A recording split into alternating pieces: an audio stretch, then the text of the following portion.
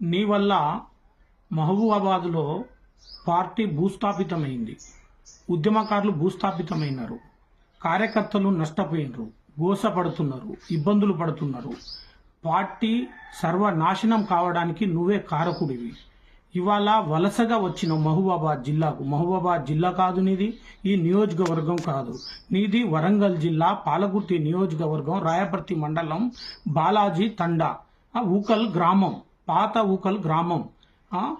ఆ గ్రామం నుంచి పాలకుర్తి నియోజకవర్గం నుంచి వరంగల్ జిల్లా నుంచి ఇక్కడికి వచ్చి మహబూబాబాద్ ప్రాంతంలో వలసగా వచ్చినోడివి, వంటి చేతులతోని వచ్చినోడివి, ఖాళీ చేతులతో వచ్చినోడివి.